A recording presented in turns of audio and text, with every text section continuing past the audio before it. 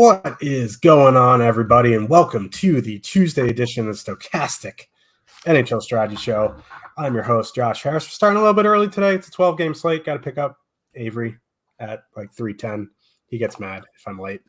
So don't want to keep him mad. But yeah, nice little 12-gamer. Had actually decent GPPs yesterday for a 4-gamer. The slate was pretty bad. Don't really need to talk about it. I used Forsberg, and I closed the laptop at 7:11 p.m. Eastern. So, and also, this is, if you don't know, this is my son's first year in school. I have been sick every 10 days for 6 straight months now. It is ridiculous, the crap he brings home. But anyway, joining me, as always, Slim Cliffy. What's going on? Not a whole lot. Don't feel sick. I feel pretty healthy. Didn't get a lot of sleep last night. Was up at 4:15 a.m. So not enough caffeine in the world right now. But yeah, interesting game between the Sens and Caps last night. Watched that one from start to finish. Like we keep saying it, like there's a lot of talent on the Ottawa Senators. There's a lot of players that we like. They play like the dumbest team in the league. And I don't get it. Like it's constant things, right? It's leaving the zone too early, not picking up the right guy on the back check, kind of floating back, maybe, letting somebody sneak behind you, like those kinds of things. And it seems like it cost them like at least 2 goals every game. And I think it cost them 4 last night. Like it's just unbelievable, that team that has so much talent, and with multiple, like this is across different coaches now. Like they're playing basically the exact same way. I can't get over it. I don't know what has to change there, but something certainly does. The goaltending hasn't been great, but I don't think you can lay it all at the feet of the goaltenders. Like this is, like I said, this is multiple coaches now, and we've seen goalies be good elsewhere and then go to Ottawa and suck, and then leave Ottawa and be good again. It's just a weird team, but. Really interesting 12-game slate tonight. There is a lot of injury news across the slate. Like I'm just looking at the list. Not the list, just the games. Jeff Skinner, Clayton Keller, Travis Konechny, and Jamie Drysdale. Jack Eichel, Mark Stone. Nashville, Philip Forsberg didn't skate this morning, but he looks like he's going to be good to go. Los Angeles lost Adrian Kempe last night. He's back in Los Angeles, so he won't be playing for them tonight. Dallas is without Tyler Seguin. Pittsburgh obviously has their injuries with Brian Rust and Jake Gensel. Like, New Jersey's still missing Dougie Hamilton. Like, this is... McKinnon didn't skate either, but he's expected to play. Yeah, it looks like he's fine. So there's a lot of injury news. And, when I write my articles, which are free to read, by the way, at stochastic.com/NHL, I always say right at the top, make sure you check the Discord for updated lineup information, especially right before lock. And when you have this many injuries, especially so many key injuries on a big slate like this, there could be a lot of news coming. Yes. So make sure you're in that Discord. We're in there around lock, just spamming stuff. Before we get into the slate, I just need to get this off my chest. It really grinds my gears. I've been talking up Connor McMichael, Alexi Protas for like 10 days now. I haven't used them once in DFS, and they've been just going nuts. And I used Edmonton 1 last night. What am I doing? I used Stankoven, but I should have used McMichael and Protas. Well, good news for you. You get the chance to do it again here tonight. So I don't think I'm going to them tonight. I'm just saying. We'll see. Who knows when we get to that game? I might, go on another rant. But let's get into the slate. Before we do, just want to say thank you, guys, so much for your affiliate signups and the super chats. We've hit new highs this month for affiliate signups. You guys rock. We but thank you guys so much. All these different kinds of signups, mostly NHL, but I've seen NBA signups, I've seen MMA signups, I've seen BetPro signups, I've seen college basketball. Just awesome to see some golf. So, we really appreciate it. And if you want to go premium, just click that link in the chat. And sign up from there. Let's get into this slate. Buffalo Sabres with a 2.5 total heading into Florida. The Panthers have a 3.6 total. Jeff Skinner out tonight. Victor Olofsson practiced on the top line there. I don't like cats or pajamas, but it's cool if you call me the cat's pajamas. Victor Olofsson on the top line just absolutely melts my brain. This coach hates JJ Peterka. I don't know what it is.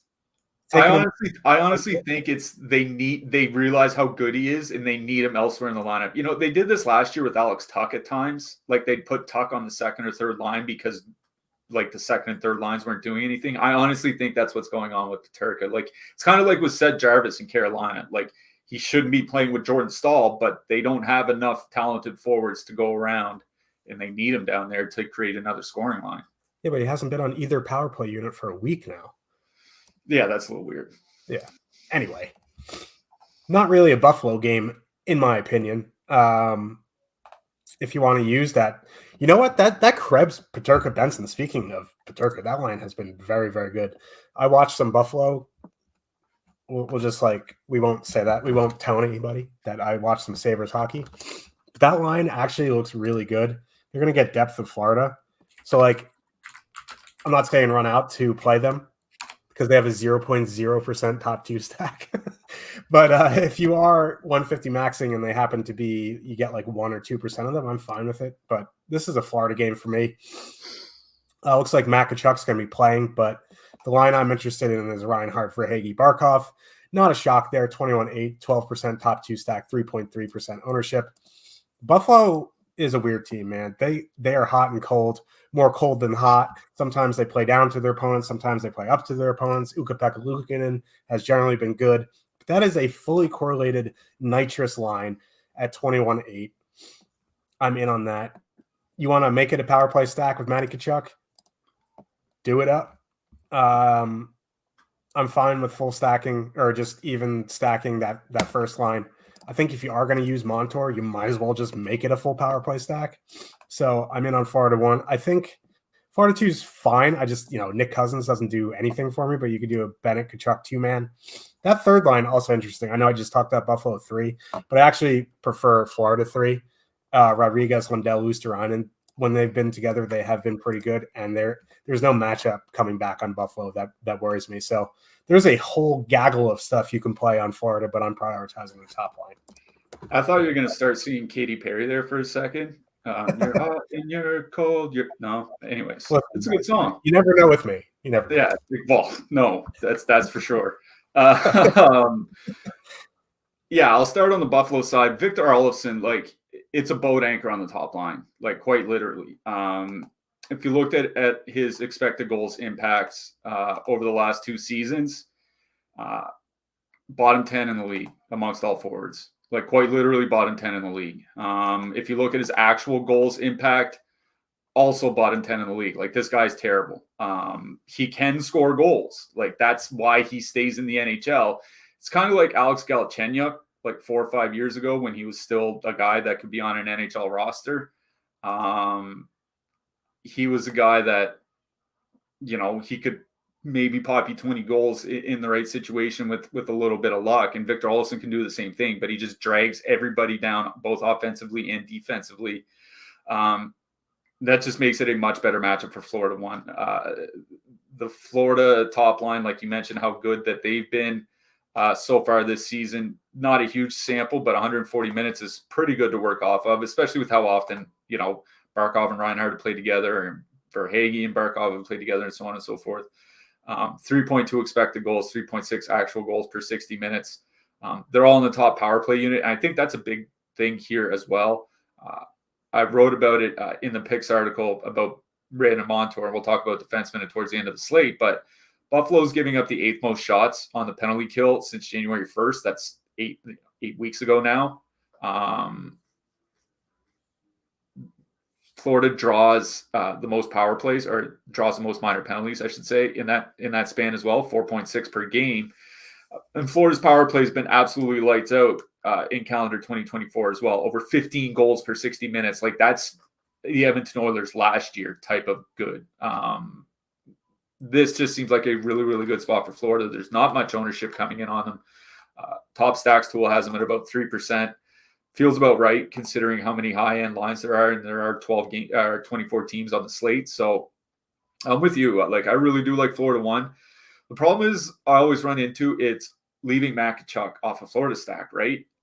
He hasn't been shooting the puck as much lately. 27 shots in his last 10 games. That's not a lot. It's not terrible. It's just not a lot. But he's still been really, really productive. That's kind of the other side of it, right? Only 1 point his last 2 games, but a 4-point game before that.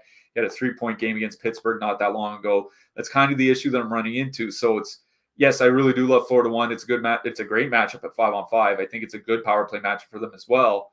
But how do I stack them and leave Matthew Tkachuk off the stack? Like, that's just kind of the issue that I'm running into. They're kind of too expensive to just 5-man power play stack as well. I would be kind of inclined to leave Reinhart off. And the reason is like he's just not shooting a lot. 24 shots in his last 10 games. He has no goals in his last 6. If you want to leave Verhaeghe off instead, I think that's fine. But I would probably leave one of the wingers off and put Matt Tkachuk on. I just can't make a Florida stack unless I'm stacking the third line, which I'm not doing without Tkachuk. That's just kind of where I am. On the Buffalo side, like, I really just don't have any interest. Olofsson on the top line. Like I said, he's going to drag them down. The second line really, they don't have great numbers together. They don't even have good numbers together. Peterka and Benson or something like that could be a decent third line pairing or something. But I think you want the Buffalo power play guys because Florida does take a ton of penalties, the most penalties taken per game going back the last 8 weeks. So you probably want some Buffalo power play guys, if anything, but I just don't want anything in this game. Even with the low ownership, I think there are other low owned spots that you can go to and not have to rely on somebody like Victor Olofsson in your stack. So I think it's just a pass for me on the Sabres. Agreed. We can get to some low owned stuff that we're both interested next. And it's not the Capitals. The Washington Capitals with a 2.7 total heading into Detroit. The Red Wings have a 3.4 total. Another slate, another negatively leveraged Washington 1. Tom Wilson beats me.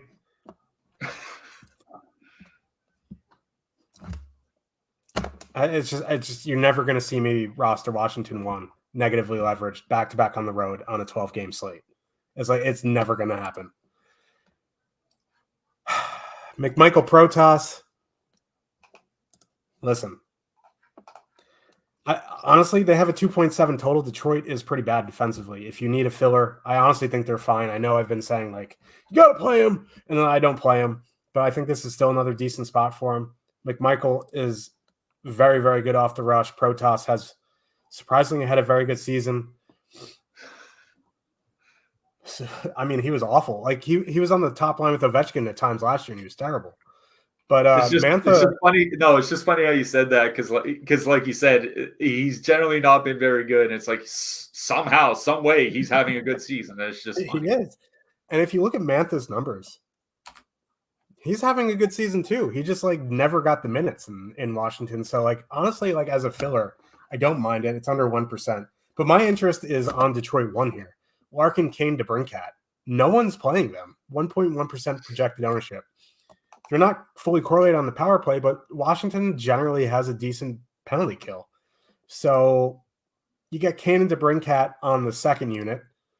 They have history, obviously. It makes no sense that they split the units and Larkin isn't on there. But if you read Cliffy's article, which you should, free to read, Stokastic.com, Dylan Larkin's goals on ice stuff, I'll let you nail it down. I had it in my head and it went out. One in one ear, it went out the other. But his on ice goals go way up with DeBrincat. I'll let you talk about it. That's really it for interest in Detroit would be the top line. These depth lines, like Raymond, Comfer, Rasmussen's no thank you. Like Sprong on the fourth line, I guess you could because he's on that second power play unit, but you're just grasping for straws there on a 12-game slate where you could just go elsewhere. So Detroit 1 for me, Washington 2 if you need a filler, chalk Washington 1 if they beat me. I'll do something silly. Yeah, what I meant I honestly don't want to know what you consider silly. What I mentioned in the article was that when Alex DeBrincat's on the ice with Dylan Larkin, Detroit creates 40.5% more expected goals than when Larkin doesn't have him on the ice. Now, whether you want to chalk that up to how good Alex DeBrincat is, which I think is definitely part of it, or just the lack of good wingers like outside of that, if he's not on with DeBrincat and Kane, it's like Lucas Raymond, and then that's it. Like David Perron's having a bad year. Robbie Fabry's not that good. Michael Rasmussen's not that a good offensive player, like so on and so forth. So I really do like Detroit one here as well. What I mentioned in that article is like Washington's defense, not that great. 26 by expected goals against per 60 at 5-on-5 over the last 23 games. That's calendar 2024. 27th by actual goals against. The penalty kill is 25th by shot attempts against and 20th by goals against. So Detroit kind of thrives on the power play. Like if you look at how they've gotten their success this year, like winning as a team, it's power play and penalty kill. It's not so much 5-on-5, but this is a line that can create at 5-on-5. In fact, the three of them together, 3.4 expected goals per 60 minutes.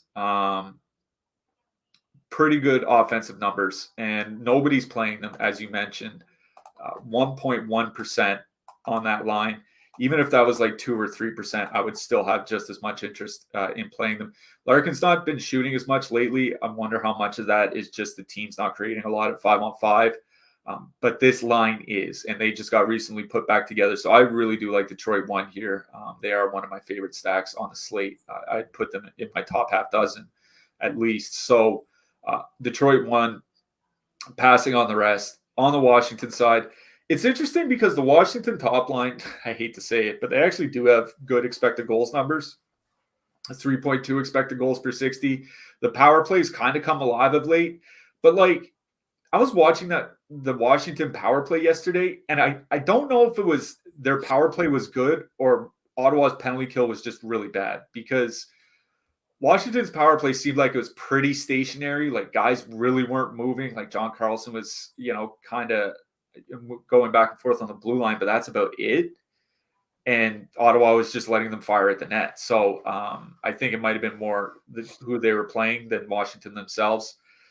I guess they're fine, but I kind of agree with you. I prefer using Washington 2 as a filler stack. Mantha, McMichael, Protas, yeah, they're coming in over owned. But if you're playing like super expensive Colorado, super expensive Tampa Bay, whatever, you need to find a really cheap stack unless you're putting a bunch of one-offs. They're under 10K on DraftKings, under 1% ownership, 2.9 expected goals, 2.8 actual goals per 60. Been getting more ice time of late. McMichael has 9 points in his last 10 games, averaging 2 shots per game. So they're definitely creating offensively. Not worried about Detroit's middle six from a defensive perspective. So I think Washington 2 is fine as a filler, but it is Detroit 1 that I like best in this game, including price and ownership and all that. Don't quote me on this because I'm trying to remember off the top of my head, but McMichael is very good off the rush, and Detroit's one of the teams, I think they're in the top half. They give up like a good amount of odd man rushes a game. So, I don't mind them. I keep talking them up, and I'm probably not going to play them tonight like an idiot. Arizona, I almost said the Arizona Hurricanes. The Arizona Coyotes with a 3 total. Heading into Montreal, the Fighting Cliffies also have a 3 total. No Clayton Keller for Arizona. Alex Kerfoot slides into his spot next to Hayton and Schmaltz. It's going to be Genther, Cooley, Zucker, Bukestad, Krause, Michelli. There are a couple lines that I like in this game, and they're on both sides. I do really like Montreal 1 here. Fully correlated. Arizona takes a lot of penalties. They don't have a very good penalty kill. There's going to be this could be a special teams bonanza. It's probably why you see both teams getting to a 3 here.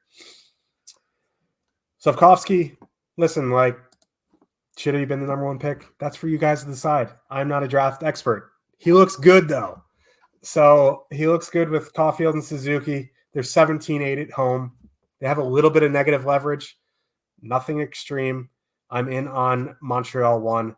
On the flip side, Bukestad, Krause, Michelli, 12-8, 1.3% top 2 stack, 4% ownership. Now, that's some negative leverage. But if you want to go to Genther, Cooley, Zucker, they're even more negatively leveraged, 0.8% top two stack, 8% projected ownership.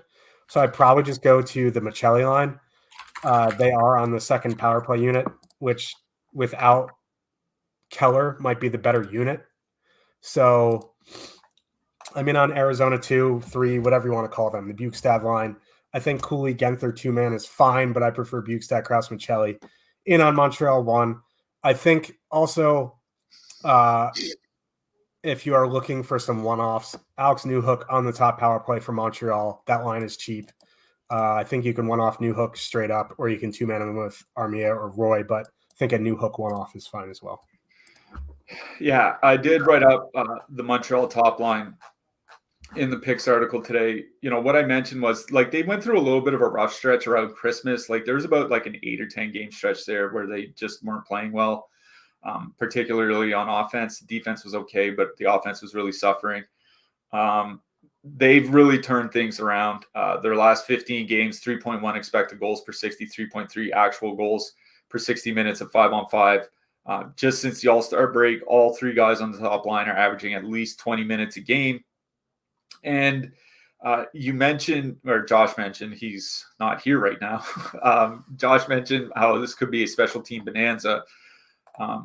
Going back to January 1st, the Arizona Coyotes are taking the second most minor penalties per game of any team in the league. Only Florida's taken more. The problem is, on top of that, is that they give up a ton of shots while they're on the penalty kill. You know, you can get away with taking penalties if you have a really good penalty kill. Florida's actually a good example of that. Arizona's not been doing that. They've been giving up the second most shots against per 60 minutes on the PK in that span. So even though their goaltending's actually been really good while they're shorthanded, 8th in the league over the last 8 weeks by save percentage, giving up 20 power play goals against in their last 22 games because they're taking too many penalties and they allow too many shots. Like volume does matter.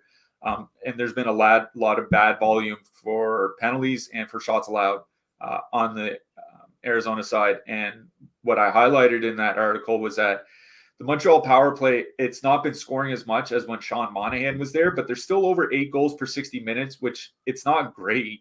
Like, don't get me like that. You know, we just talked about how Florida was at like 15. So it's certainly not high end, but it's above average. And an above average power play getting 4 or 5 opportunities against a bad penalty kill, I like their chances of popping at least one. And, you know, the Montreal top line is not coming in with a ton of ownership, 12.4% against 11.4% top two stack percentage. I like Montreal 1 here. I think they're perfectly fine as a mid-price stack. You mentioned Alex Newhook as a one-off. He's the guy that plays the middle on the power play. Don't mind him as a one-off. Him and Josh Roy have good numbers and a small sample together. 3.7 expected goals, 66 shot attempts per 60 minutes. Only 70 minutes together, but that's not that bad. So I agree with you. I think if you want to do a two-man of like Newhook, Armia, or Newhook and Roy, something like that, I think that's perfectly fine. But it is the top line I like best. The Arizona side, it is that Krause, Michelli, Bukestad line because I have absolutely no faith in a line anchored by Alex Kerfoot. We've learned that lesson when he played in Toronto. PTSD. Like Genther Cooley Zucker is fine. The ownership is out of control. 8% ownership against a 0.8% top two stack percentage. That's just an easy pass for me. Bukestad, Krause, and Michelli are going to get just as good as matchups as they are, and they're coming in with half the ownership.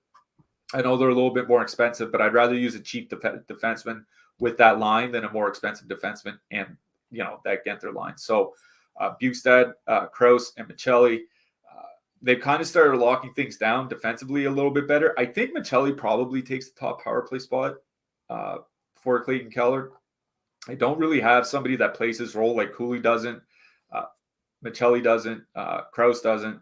So like you kind of just have to pick somebody. Could be the Zucker. Yeah, it could be Zucker. I think it's Michelli because they have used him on the top power play at times this year. We'll see. Either way, they're a really good line of 5-on-5. And if Michelli doesn't go to the top power play, they'll all be correlated on the second power play unit anyway, so that might almost be better. So I do like the Bukestad, Krause, Michelli line as a filler line here, but it's Montreal one I like best in this game. Yeah, I saw this game when I was looking at the slate tilted yesterday after Forsberg gave up 17 goals on 3 shots in 12 seconds. So I was like, oh man, this is this is going to be a feisty one. So is this next one because the coaches in this game have a case of the Galaxy brains. Tampa Bay Lightning with a 3.1 total heading into Philadelphia. The Flyers have a 3 total. Okay. Tampa 1, Kucherov, Point, Hagel. That's good. Like, that's good. After that, shit just hits the fan. Stamkos is with Paul and Sheary. Cirelli is with Esamont and Michael, I drive limousines for a living chauffeur. And then the Flyers lines went full Tortorella. Frost, Farabee, Forrester. Not awful, right? Tippett, Atkinson, Lawton. Okay. Poling, Hathaway, Cates. That's weird. Where's Couturier? Oh, there he is. He's in between Nick Delorier and Ali Lixil. Is he going to use that as a shutdown line?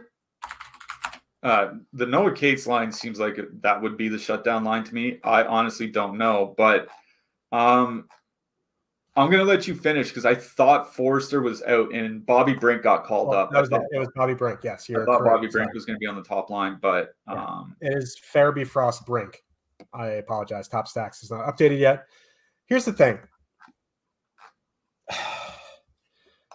I know we absolutely just nuke Torts all the time for this line stuff. I'm wondering, it's not much of a wonder. They've said it. Couturier is playing hurt right now. So I wonder if they're just, I don't know why they're just not healthy scratching him for some maintenance today, but like putting him between Delorier, it's like dangerous. Like, I don't know, man. Like, just scratch him if you're going to play him down there. I don't mind Farabee, Frost, and Bob Brink, which is the most Philly name of all time. He is coming in a little bit over leveraged. Not as bad as Tippett, Atkinson, and Lawton.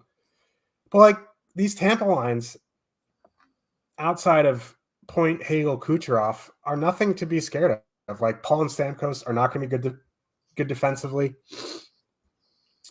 Cirelli, Esamont, certainly not going to be good defensively. So like I don't mind Farabee, Frost, Brink. If you want a one-off Owen Tippett because he's a shooting machine, like he literally plays hot potato with the puck, I think that is fine as a one-off, but as a line, it's Farabee, Frost.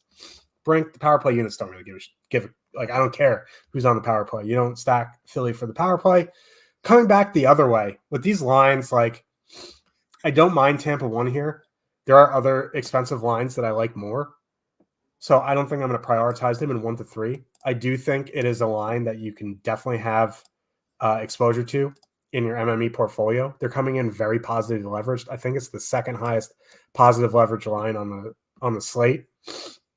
They're not fully correlated, but like you've talked about it a ton. When Hagel's on the top line, that line is just so good. So I'm in on Kucherov, Point, and Hagel. The more lineups I get to, the depth of Tampa.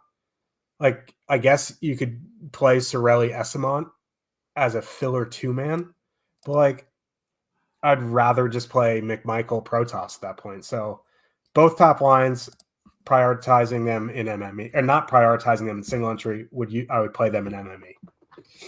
So I was looking through some of the beat writer tweets. They think Nick Delorier was a placeholder for Tyson Forrester because Forrester wasn't at morning skates. So the line might be Couturier, Forrester, Lixell, which honestly, I'm pretty sure Ollie Lixell would probably just get stapled to the bench and they basically just run 11 forwards. So that, I think all this is to say, I would expect some weird lines at warm up. I'm not sure they'll even be the same that we got at morning skate. Losing Travis Konechny is a pretty big deal. Like, I know they scored 6 goals against Pittsburgh on Sunday, which honestly, like, that was one of those games where even though Pittsburgh won, I was like, this team is cooked. Travis Konechny has been a big part of the Flyers' penalty kill, which is a really big deal for that team because that is a team that thrives on keeping goals against on the penalty kill down and at 5-on-5, but especially on the PK. And Konechny helps create a big difference. While they're shorthanded, they're not going to have that. I was also looking at the numbers for the lines without Travis Konechny on them. Like Farabee and Frost, 2.6 expected goals for per 60 without Konechny. Like that's a little bit above league average. It's really not that great. Lawton and Tippett, 110 minutes without Travis Konechny, 2.1 expected goals per 60. Konechny, like he is a big time difference maker for this team. That game against on Sunday aside, I imagine they're going to have trouble scoring without him. And certainly to a level where I'd want to stack them on a 12-game slate where they're coming in over-owned. Like all these lines, Farabee, Frost, Forrester, 5.4% against a 2% top two stack, 9% ownership on, like we have Atkinson as a placeholder for Lawton and Tippett against 4% top two stack. So like, I don't really have a lot of faith in stacking Philadelphia outright. Like I think Owen Tippett, he makes a fine one-off almost regardless of who's in the lineup. So I think Tippett is a fine one-off. You want a one-off Joel Farabee, I think that's playable as well. I just don't know about stacking anything, especially where I don't feel safe in saying that the lines that we have and the lines they showed this morning are the lines that are even going to be in warm-up, let alone together by the second period. It is the Tampa Bay side I'm more interested in. Like, I know Brandon Hagel's not on the top power play unit, but he hasn't been on the top power play unit all season. The guy's got 28 points in his last 21 games. He's also reached at least 22 minutes in 6 out of his last 7 games. And again, that's without top power play time. That he is playing a ton because honestly, other than Kucherov, he's their best forward right now. And they're just leaning on their top guys like really heavily, especially that top line. The top line not getting much ownership. Also, I don't know if anybody's kind of noticed this, but Sam Erson's been absolutely like pretty bad for a while now. Like certainly his last like 10 or so games. And if you want to go back basically to the start of January, it's been a while since he's been good. And this is behind a really good defensive team. So I don't mind Tampa one here. Kucherov, Point, Hagel, 3.2% ownership. Not too worried about any of the shutdown matchups coming the other way, especially, Drysdale is hurt, Ristolainen's out. We can make fun of Ristolainen, but he's not a bad defensive defenseman under Tortorella. Travis Konechny is probably their best two-way forward at this point. Like it's a lot of injuries that are piling up here. The problem I have with Tampa 1 is that there are just other expensive lines elsewhere on the slate also coming in with low ownership. Like we just talked about Florida, and I would rather play Florida than Tampa Bay here tonight. So that's just kind of the problem is that there are 2 lines for me that I have above Tampa. So like they're fine. They're really good. With Hagel there, 3.5 expected goals, 4.6 actual goals per 16 minutes or 60 minutes. So they've been really good. I just think there are other expensive lines I'd rather play. Agreed. I agree. If you're interested in going premium, you can sign up using the link in the chat or in the description box below to get access to the best NHL data and tools in the industry. You get player and ownership projections, top stacks tools, line combinations, access to the premium Discord, which is invaluable. Tons of sharp minds in there willing to help if you have strategy questions, life questions, any questions.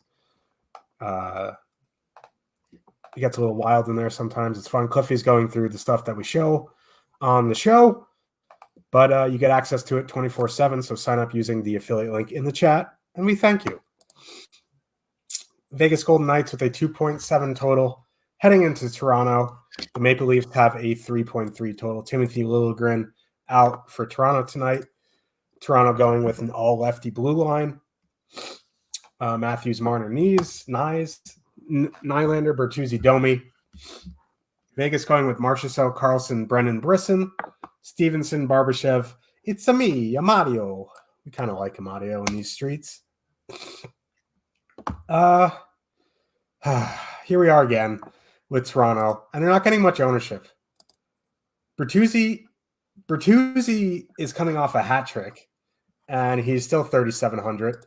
Vegas's penalty kill has been pretty bad. I'm in on Toronto power play here. I think Toronto 2 is fine, the full stack. Like Domi doesn't really do much for me, but at 15.3, I think you can throw him in there. The top line is fine. Like they're coming in with less ownership. I think if I was going to play the top line, I just went off Matthews, to be honest with you. And or you could just like power play stack. I think that's a way to go as well. But I prefer Toronto too. On the Vegas side, I think Marchessault, Carlson, Brisson is fine. I kind of prefer Stevenson, Barbashev, Amadio. Just for this reason, like we've talked mad shit about how Stevenson has been awful this season. But like him and Amadio have good offensive numbers together. They still have atrocious defensive numbers, but Toronto sucks defensively. Samsonov's in net. If you're going to trade chances and you're 11,300 coming in under 1%, I'm in on them as a filler line. So Toronto 2, Matthews, power play stack, and Vegas 2. Yeah, I kind of like Vegas too as well. And it's funny because they have the same team total as Washington. And, you know, Washington's top line's coming in over owned. Like, they're perfectly correlated. Vegas 2 is not. I kind of get that. But at 1% ownership for 11,300, it's not that bad. And the other thing is Max Domi's not good defensively, like, at all.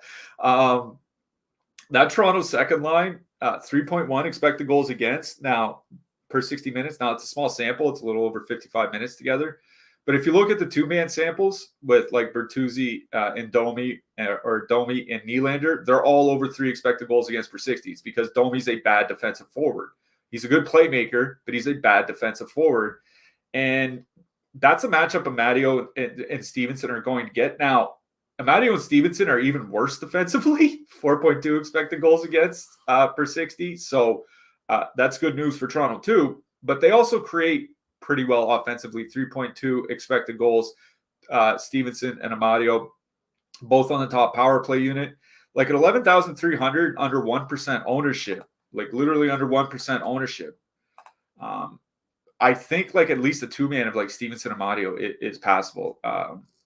You know, the Leafs aren't a great defensive team, especially once you get past that top line. The second line certainly is not.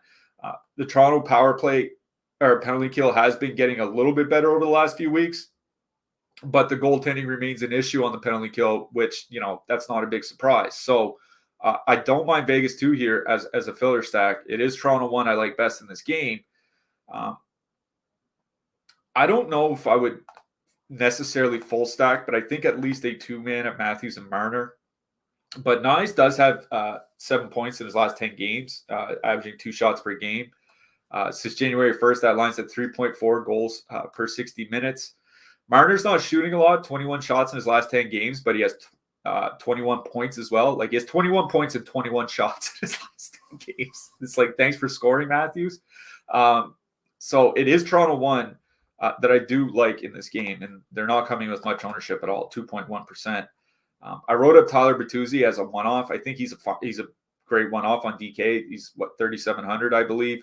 Top power play, getting more ice time, all that good stuff. But it is Toronto 1 that I like best as a full stack, and I think Vegas 2 is perfectly fine as a filler here. Yep. I was just scrolling for lines. The Vegas or the Vancouver power play units are a mess. We'll get to that. But Devils mixed up their lines going into San Jose tonight. They're going Meyer, Heischer, Barat, Palat, Hughes, Lazar. And Toffoli, Hull, Mercer. Lindy Ruff is the worst coach for DFS. And it's not particularly close because what's-his-face is no longer the coach of the Red Wings. Glashill. Glashill. That's a good point. Yeah, that's a good point. Anyway, Carolina Hurricanes with a 3.2 total heading into Minnesota. The Wild have a 2.8 total. Teuvo Teravainen and Jesper Fast have switched spots. So Teravainen up on the top line with Aho and Svechnikov. Fast down on the fourth line with Kotkaniemi and Nason. It's kind of important. That line gets a boost offensively. Now they're going to see the Joe Eriksson at Kaprizov Boldy line, but like that's not the defensive line that it normally is because, as Cliffy mentioned on the last show, they're tasked with scoring goals. So they are giving it up a bit more defensively. I don't mind Carolina 1 here. I don't know if they're fully correlated. I forget. I think Teravainen's on the second unit. Doesn't really matter. Like he's a big upgrade over Jesper Fast as much as I love Jesper Fast. So I'm in on Carolina 1. Carolina 2, I think, is fine if you want to do like a Netchus Bunting or a Netchus Drury 2-man, I don't think you need a full stack. I think you can use one or two guys as a filler. Again, that stall line, Jarvis one-off is completely acceptable since he is on the top unit. Wild don't have the best penalty kill. It has been improving since John Hines has gotten there, but I do like Carolina 1. On the flip side, I think I'm throwing Minnesota 1 into the same basket as Tampa 1. I like them, but I don't think I can prioritize them with like Colorado and some other expensive lines on the slate. They were in a pretty tough matchup the last time out, and they still went nuts. So, like, yeah, they're going to avoid the stall line. They're going to see the Aho Svechnikov Teravainen line. So, like, I think in 20 max having a few Minnesota 1s is fine. Like, another thing is the Carolina goaltending, right? It's been a talking point all season. Kochekov's in net. He is their best goalie until Freddie Anderson comes back. You said it. As long as he's league average, they'll be fine. He has kind of been that. So, like, I would throw Minnesota 1 into the MME basket. So, I just don't want to spend 22.4 when I can just spend the extra 1,700 or whatever for Colorado 1. So, I'm in on Minnesota 1 and MME. I think Carolina's on my short. It's not really a short list. It's a pretty long list right now for 1 to 3. And I think you can pull some stuff from the second and third lines as one-offs. Yeah, I was looking at Kochekov's numbers. He got absolutely wasted by Edmonton back in early December. Remember, he gave up I think it was 4 goals in the first 10 minutes of the game or something like that. Since that point, 19 games, 928 save percentage, under 2 goals against per game. He has really come around a lot. That's what's, I agree with you, keeping me away from Minnesota here. It's not like Minnesota's coming in with extremely low ownership. Obviously 1.7% is very low. But we were just talking about Tampa Bay. Tampa Bay was at 3%. Florida earlier was at 3%. We just talked about Toronto. They're at 2%. These are lines that I would rather play than Minnesota tonight.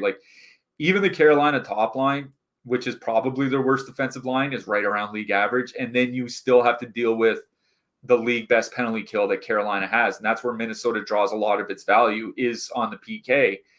I remember watching Carolina and Colorado a couple of weeks ago, and Colorado has one of the best power plays in the league. And they could barely they had 6 power play opportunities, and they could barely get set up once or twice the entire game. This Carolina PK is just absolutely nuts. In fact, if you look back since January 1st on the PK, Carolina is only giving up 34.4 shots per 60 minutes. No other team is below 40, and there's only one other team below 45. They are far and away the best penalty kill. Oh, there's Purple Josh. Grimace Josh. So I do like Minnesota 1 in this game, kind of, but there are just other expensive lines that I would rather go to. I'm not stacking anything from the Minnesota side. I'm probably not stacking anything in this game at all, actually. Svechnikov still just not. Andrei Svechnikov has 13 shots in his last 10 games. I think Nathan McKinnon had a game recently where he had 11 or 12. And Svechnikov is a guy that you could rely on him putting up 3 like clockwork. There's been something going on here, because this has been the case for months now.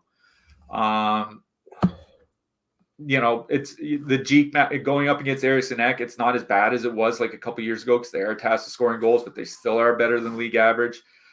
Minnesota penalty kill has been getting better. It's just been the goaltending that's kind of let them down. Honestly, this isn't a game where I'm focusing for stacks for my single entry. Fair enough. I will be considering. Carolina is on my list just because they can. And Svechnikov hasn't. He's had 1.3 shots a goal over his last 10.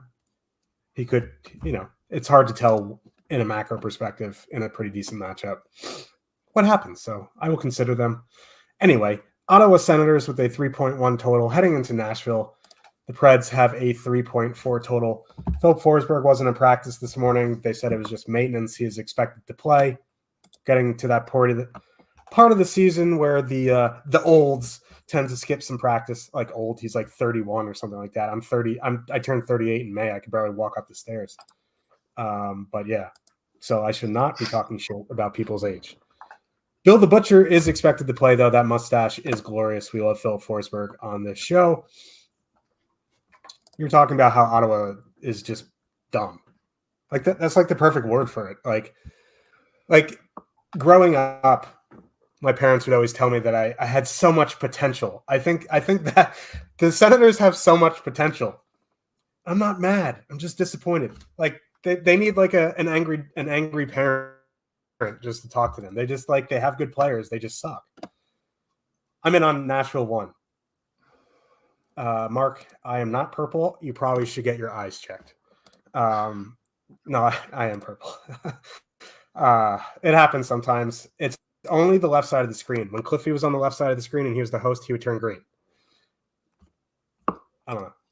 Anyway, in on Nashville 1, they're fully correlated on the power play.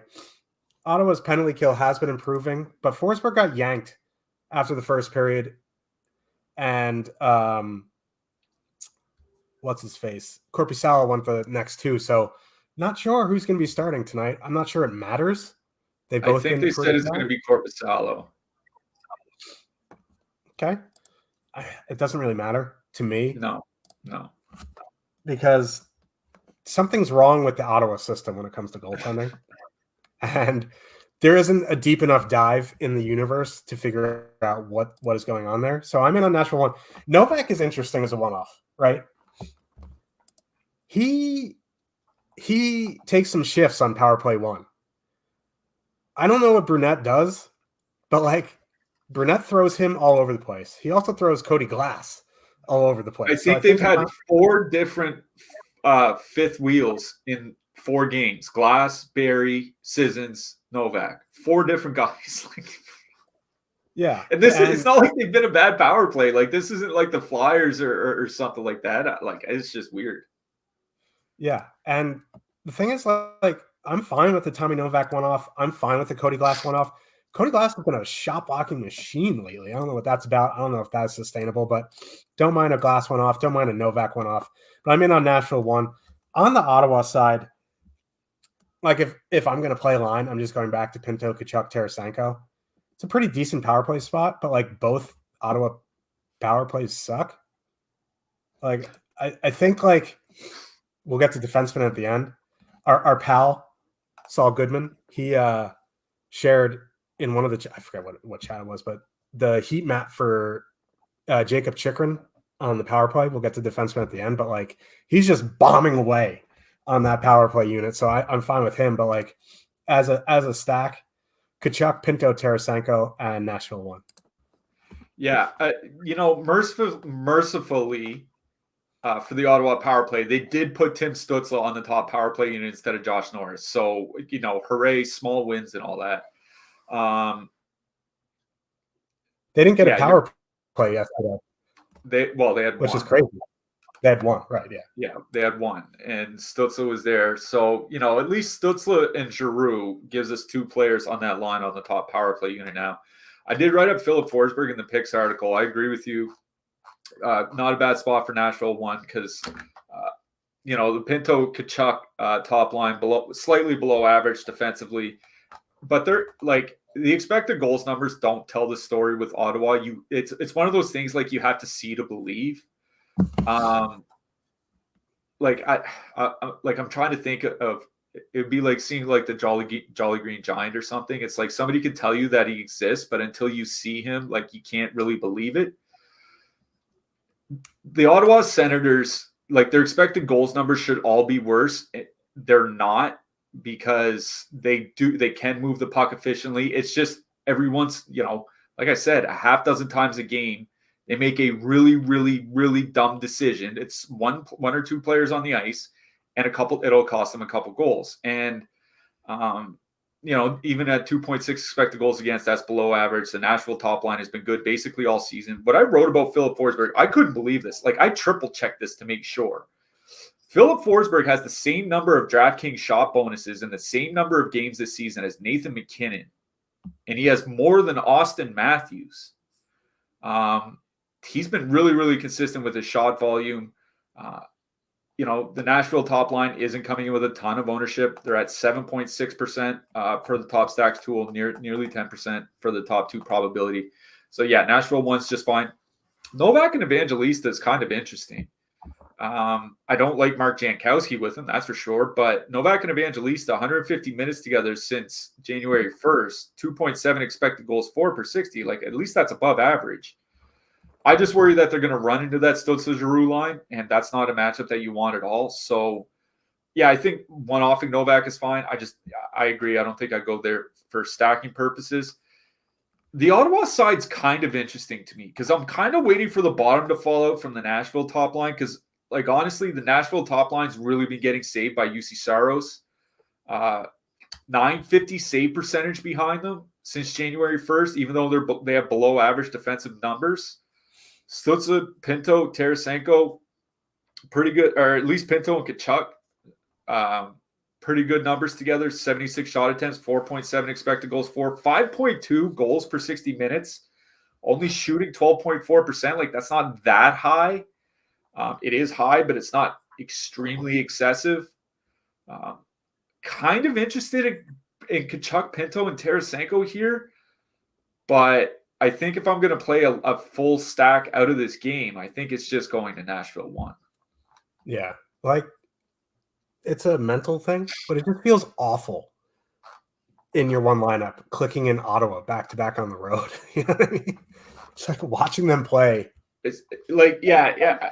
If this was like a 6 or a 7 game slate, I think I'd be a lot more inclined. Like a 12 game slate, I agree with you. It just feels kind of tough, but they've been good. You got to give it to them, offensively anyway. Coming into the game, this is like the BVP stat of the day. Coming into the game yesterday, when Pinto registered a point, the Sens were 35-5-5. That's just bonkers. 35-6-5 now. Yep. St. Louis Blues with a 2.4 total heading into Winnipeg. The Jets have a 3.2 total. I didn't even have to look. I knew whatever team was going into Winnipeg was going to have the lowest total on the slate. The Blues have a lower total than the Sharks tonight. Going into Winnipeg is just or a grind house now. I don't know why I said meat wagon. But anyway, like, if you get Kyrou Thomas Buchnevich in your MME pool as like your last couple in, like, I'm perfectly fine with it. Like, that's a line we both love. It's not a very good matchup. But 0.3% projected ownership, fully correlated. If you get like 1, 2, 3% of them in your crunches in 150, leave them. You know what I mean? Like, that's not a line I would X out. But in single entry, I don't know if I literally don't think I can get there as much as I love that line. And I love that line. I'm more interested in the Winnipeg top line here. They're getting 2.1% projected ownership. And the way Winnipeg line matches at home, they're going to avoid that Thomas Buchnevich Kyrou matchup. They're going to get middle six matchups for the Blues. And the middle six for the Blues wouldn't even be top 6 on the Sharks. Like, that's how bad they are defensively. So I am very much in on Connor Scheifele Velarde. The power play has come alive since Monahan got there. Monahan wasn't even there last game, and they scored 2 power play goals. It was the Yotes. Blues don't take a ton of penalties, but when they take them, they can't kill them. So I'm in on Winnipeg 1. I think Winnipeg 2 is fine. It's just, are they, like, though? for 13? I know, but like for 13-4, it's okay. There's lines that are cheaper that I like better. But like Monahan is kind of like Jake Neighbors in the way that he makes the Winnipeg power play so much better. So I'm fine with Monahan one-off. Ehlers just doesn't get enough minutes. I follow as just a guy at this point. So Winnipeg 1 for me, Monahan one-off, some St. Louis 1 in MME. Yeah, I'll just say in a single entry, I just don't have a lot of interest in St. Louis for this reason. I would just rather go play Tkachuk, Pinto, Tarasenko at basically the same price. Like, that's just kind of the way that I look at it. Like, if Tkachuk, Pinto, Tarasenko, they're projected 1.6%. If they come in at 3% or whatever in a single entry, it's not enough to sway me away from what I think is a much better matchup. It is a grind, like an absolute grind going into Winnipeg. Like the Winnipeg penalty kill is not that great, but they don't take a lot of penalties, right? They have actually been taking fewer than St. Louis since January 1st. And St. Louis is one of the least penalized teams in the league. The other is that Adam Lowry line has generally been very good defensively this season. Like they had a little bit of a blip, kind of like Montreal's top line did, but they kind of had a little bit of a blip in December. But they were really good early in the season. And then since January 1st, they're at 2.2 expected goals against per 60, 1.3 actual goals against per 60 minutes at 5-on-5. So like I would probably just rather go play Kachuk, Pinto, Tarasenko for $200 more if I want to get a low-owned line on the road. It is Winnipeg 1 I like best here. Winnipeg 1's only at 2.5 expected goals per 60, but that's not a line where I'm overly concerned about their expected goals numbers because Scheifele and Connor typically don't have great expected goals numbers. They're just really skilled offensively. It's kind of like, we talk about that with Patrick Kane, Artemi Panarin, basically every season until this year. Like they're just they're talented enough to break the expected goals model. So they also get depth matchups because the Lowry line does go out against top lines. So they're going to get St. Louis 2 and St. Louis 3. And like the depth from St. Louis is much, much, much worse defensively than the top line. Like the second line for the Blues is at 3.2 expected goals against per 60, which is about 28% worse than league average, 28-30%. And it also feels like a miracle it's only 3.2. And yeah, I was going to say that's one of their better marks of the season. So like, I really do like Winnipeg 1 here. They are one of my favorite expensive stacks on this slate. I'm not so hot on I'm thinking Sean Monahan. I think is fine.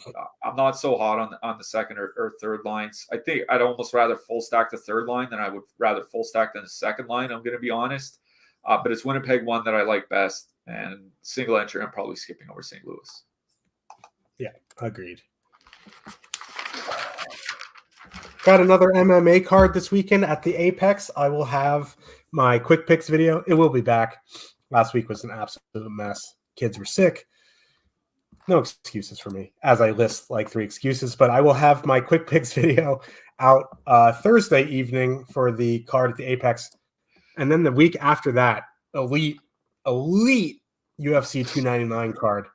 We got MMA Sims. I finished for a tie for first in the Minimax with the Sims. Sims have been great. If you're interested in playing MMA, click that link in the chat. Sign up for the Sims. It really, really has been great. So be on the lookout for my video on Thursday.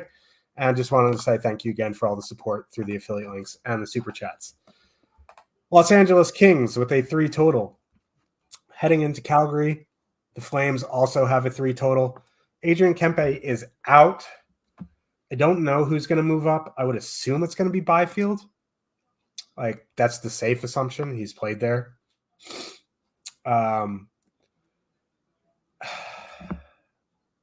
Like Byfield, Kopitar, LaFerriere, right? It's kind of strange. I'd be more apt to play the Fiala more Deneau line. I just don't particularly love the Kings here tonight. Back-to-back on the road. Markstrom in net. Calgary's generally been a pretty good defensive team.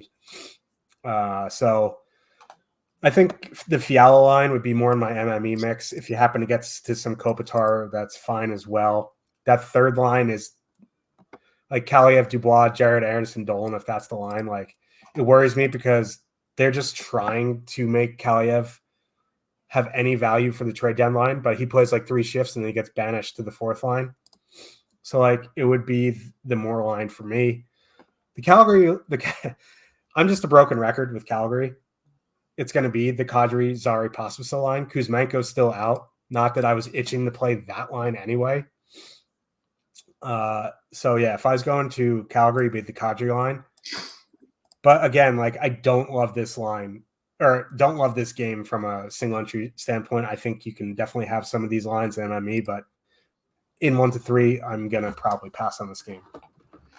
Yeah. The only line I'd have interest in on the Los Angeles side would be Fiala more Deneau. They've still been creating 3.1 expected goals per 60 in their last 15 games. They're just shooting 2%, literally 2% in that span. So they've scored 2 goals in those 130 minutes, which, like, that's not good. Kevin Fiala has 4 points in his last 5 games, but all of them have come on the power play. Calgary has generally had a good penalty kill this season. It's been getting a little bit worse over the last month, but generally it's been a good penalty kill. Calgary doesn't take a ton of penalties. They're above average, but it's not a lot. Los Angeles doesn't draw a lot of power plays. Like, the thing is like, there's just not a lot in the mid-price range that I'm gravitating towards. Like, you're looking at Toronto 2, that Washington top line we talked about. The Carolina top line is close enough. The Stutzler line from Ottawa. Like, there's, one of the Philly lines. Like, there's just not a lot in that mid-price range. So in that sense, I think I'm fine playing LA2 here tonight. It is the Kadri line that I do like best in this game. Like, I agree with you. 3 expected goals per 60 since the All-Star break. That line is still just rolling. 3.5 actual goals per 60 minutes. They're actually getting a little bit more ice time. Pospisil up closer to 13 minutes a game, and it's because he's been getting some power play time with Kuzmenko out. Zari at around 15, Kadri at around 18. Like, that's at least playable, right? The problem was when Pospisil was getting 10 and Zari was getting like 12 to 13. Like, that's not the case anymore. They are more expensive than they've been. They're coming in a little bit over leveraged at 4.3% against a 1.3% top 2 stack percentage. The Kings still aren't a bad defensive team. It is that Kadri line that I do like best in this game overall. I think LA2 is playable. I'm going to be honest. There's nothing in this game that I'm targeting, like, particularly for my single entries. Yeah. Pospisil getting more minutes is good because, like you said, he's playing like 10 minutes. Like, he's had a good season. And Zari is, like, actually good. So, like, play the guy. Anyway. Like, I say that every show. I just need to stop. Like, I'll start a GoFundMe or something. I don't know. Dallas Stars with a 3 total. Heading into Colorado, the Avalanche have a 3.4 total. McKinnon did not skate this morning. Coach said it was maintenance, and he is playing. Makes sense. He plays 40 minutes a night, it feels like. Really, he's playing like 28 minutes a night. It's insane. Valeri Nichushkin was practicing in a spot on the power play. He will not be playing tonight, but he is close to return. And boy, do the Avs need him. They moved Lehkonen to the top line with McKinnon and Rantanen, fully correlated, 24,100. 30.7% top 2 stack percentage, 11.9% ownership, highest positive leverage on the night. There isn't a matchup that concerns me with Pavelski on the top line. That's still their best line defensively, and with Pavelski there, it's not great. The Duchesne line without Sagan, even with Sagan, it wasn't very good. With Dellandrea there, it's even worse. Wyatt Johnson, Ben have been bad all season. Stankoven might actually be an improvement from Evgeny Dadonov on both ends of the ice, but still, that's not enough to save them defensively. Basically, the point I'm getting to is I really like Colorado 1, and that's not really a surprise. Like, Ottinger's in net, and he played well against Carolina, but these guys just don't leave the ice. They don't. They rely so heavily. It's like Tampa on steroids right now. They rely so heavily on these top guys that you're going to see Lehkonen playing even like 22, 23 minutes tonight. So I'm very much in on Colorado 1. Colorado 2, 10-4, coming in way negative leverage. I think a couple of guys is fine, but like at that point, I'd rather just go play the Dallas third line, Johnston, Ben, Stankoven. Like, Stankoven should have been a first-round pick. The Dallas Stars took Wyatt Johnson in that first round and then got Stankoven in the second round. They looked good last night in Dallas when they played the Islanders. Like, Jamie Benn at this point is kind of like a large road cone. But, like, that line is fine. Like, the Colorado depth right now, not very good. Georgiev, not great. They take a bunch of penalties. Ben's on the top power play unit. Johnson and Stankoven's on the second unit. That second unit has been humming. So I'm in on Dallas 3. It's my favorite line on Dallas. You want to play the Dallas top line? You want to play Duchesne Marchment? Go for it. I'm in on the Wyatt Ben Stankoven line and Colorado 1. Yeah, I wrote up that Dallas Stankoven Johnston Ben line in my picks article. What I mentioned is that Johnston and Ben are up to 150 minutes without the Donoff next to them this season. Without him, it's 12.5% more shots, 36.8% more expected goals, 57% more goals. Now, like the goals is, that can be just shooting percentage driven, but 12.5% more shots and 36% more expected goals. Like that's a big difference. That's a really big difference. And what I mentioned in that article about Colorado is like the Avs have low key just been a bad defensive team. Over the last 8 weeks, which is a 22 game span, the Avs are giving up the third most shots against on the penalty kill and the 7th most goals against per 60 minutes on the penalty kill.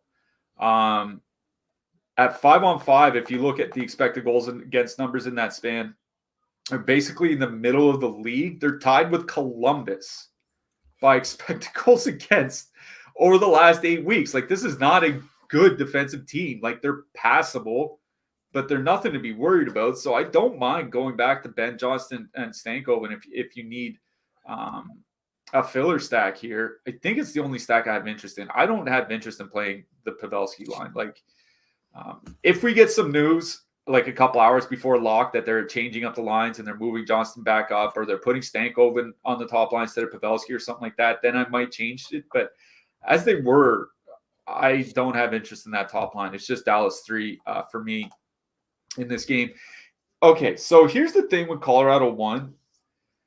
We're at a pretty big sample over the last 2 years of McKinnon, Rantanen, and Lehkonen just really not being that good together. And I don't mean like good like for Colorado. I mean like good in general. Over the last 2 years, 395 minutes together at 5-on-5, 2.9 expected goals for, 2.4 actual goals for. Without Lehkonen, it's 3.4 expected goals for, 4.2 actual goals. And the thing is Lehkonen and Rantanen without McKinnon have virtually the same poor offensive numbers. And if you're looking at a sample of 550 minutes of Rantanen and Lehkonen just not being that good offensively together, I wonder if it's just a stylistic problem with the two players. And when there are other expensive lines that I think are very playable here tonight, we talked about Florida earlier, Toronto certainly. I think I'd probably like Tampa Bay, I think is in there. Like, and all at much lower ownership. I think I'm passing on Colorado here tonight. Like, I'm not going to say don't play Colorado. They're a bad team. Like you said, these guys might play 25 minutes or more here and put up 20 combined shots on goal. I just worry that there's been a lot of time with Lehkonen playing with those guys where they haven't been that good offensively. And when you're talking about spending nearly half your DraftKings salary just to stack those 3 players, like I think you should be pretty sure that it's actually a good line. And I'm just not that sure. Like that's just all I'm saying. So I think Colorado's still fine to play, but honestly, I think it's the Dallas depth that I like better in this game, and it's that Dallas 3 line in particular. Yeah, I mean, devil's advocate to your point, they're going to play 25 minutes, and they still can definitely get – if this was a line that was playing like 19, 20 minutes, I would completely agree and say, like, I would much rather go elsewhere. But the fact that, like, Lehkonen is going to be the guy who plays the least, and he might see over 23, I think it's fine. The numbers do concern me, 2.9 expected goals, but, like, it's just the time on ice, man. We talk about, like, the Dallas top line earlier this year getting 16, 17 minutes. These guys just play so much. That's, like, the only thing that worries me about you worrying about them. Pittsburgh Penguins with a 2.8 total. Heading into Vancouver, the Canucks have a 3.3. the Canucks, they're going split power play units. Let me tell you what they are. It is atrocious. They are going top unit. I get 1A. Brock Besser, JT Miller, Connor Garland, Pia Suter, Phil Pronik. Second unit. Elias Lindholm, Elias Pettersson, Quinn Hughes, Tyler Myers, Ashdeep Baines. What? I'm not playing Vancouver here tonight for the power play, so I'm not really worried about these abominations. But, like, that's a scene. If anything, on the Vancouver side, I'm interested in the JT Miller-Besser Suter line for the 5-on-5. They are fully correlated now, whatever that means. They are 16-7. They have a little bit of positive leverage. No Brian Rust for Pittsburgh. Honestly, that helps them defensively for the Crosby line. So, like, I don't truly love Miller-Besser Suter, but for the price, if you get them, they get them. The Pettersson line's 13-8. I just don't love this game.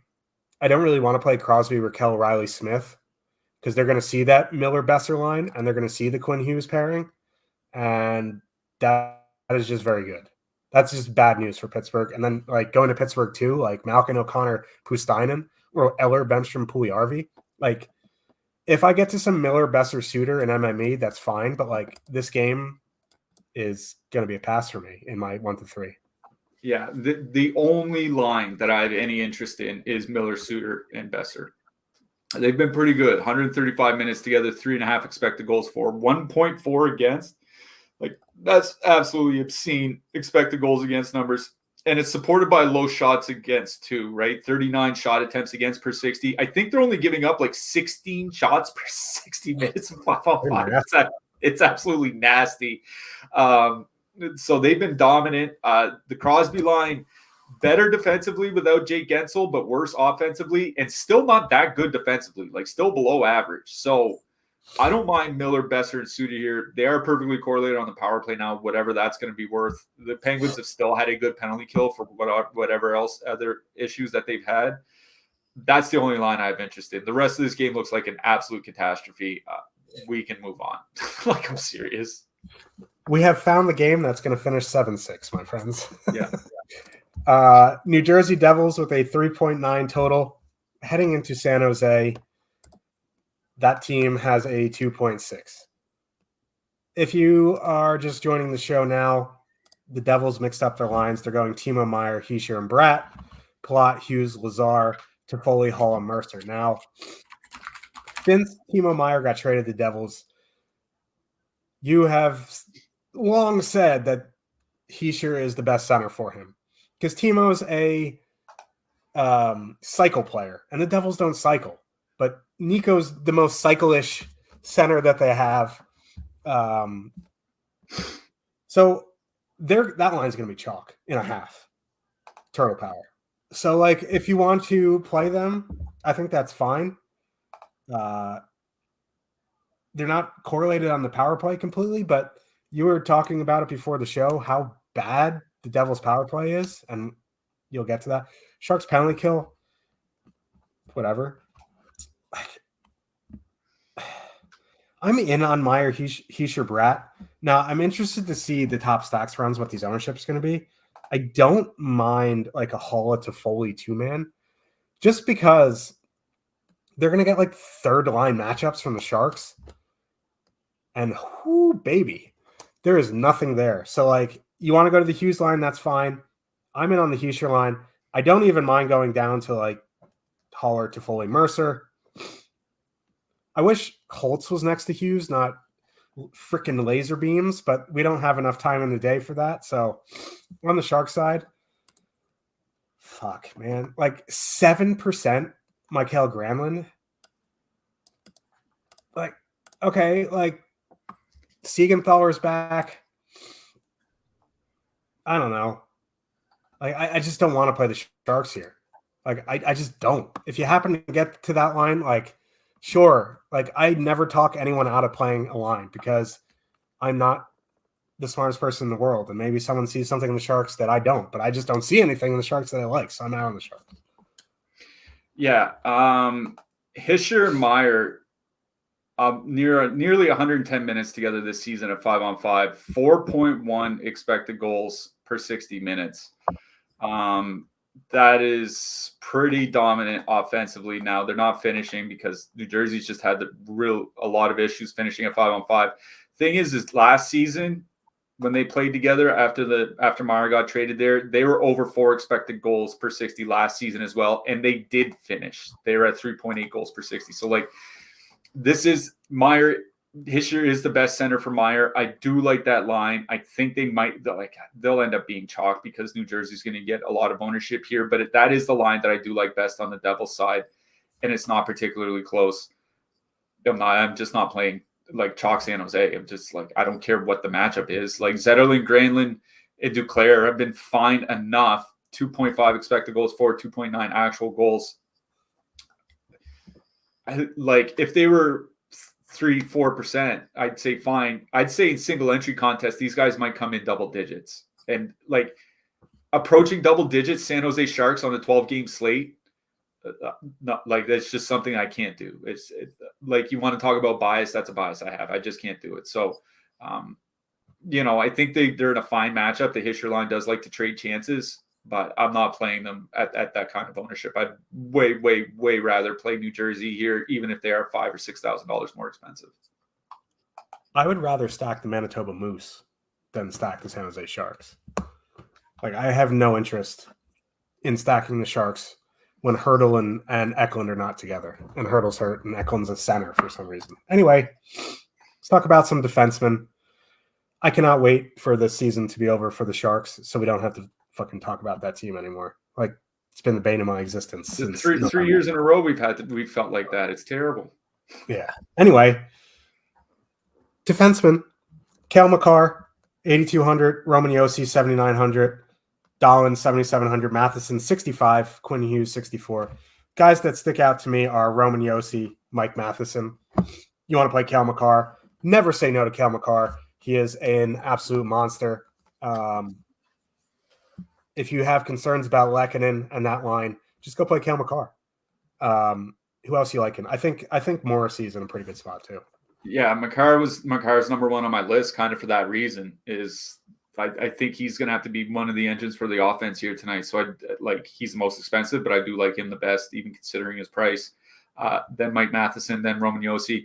Mid-price range, I wrote up both Brandon Montour and Thomas Harley. Like Thomas Harley, since Heiskanen came back from being away from the team for his child, he's been getting more ice time. Like Harley's been getting more ice time than Heiskanen has. It's just by a little, but it kind of shows how much the team has been relying on them. So Montour and Harley, Philip Hronik, obviously with that power play role now, I like him.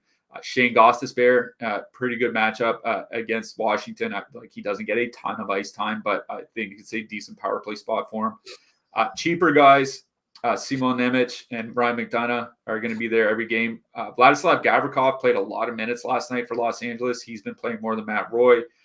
Owen Power's probably going to have to play quite a few minutes for Buffalo here tonight. Declan Chisholm, I think, is still playable for Minnesota. Esa Lindell for Dallas. And if you're looking for a cheap guy, Henry Thrun played like 23 minutes in the last game for San Jose. He might end up being one of the chalkiest guys on the slate here tonight. I have a feeling a lot of people are going to play him for 2,600. Hank Thrun, baby. What Hank a name. Thrun. Almost as good as that guy in Washington. Pierrick Dubé. What a name.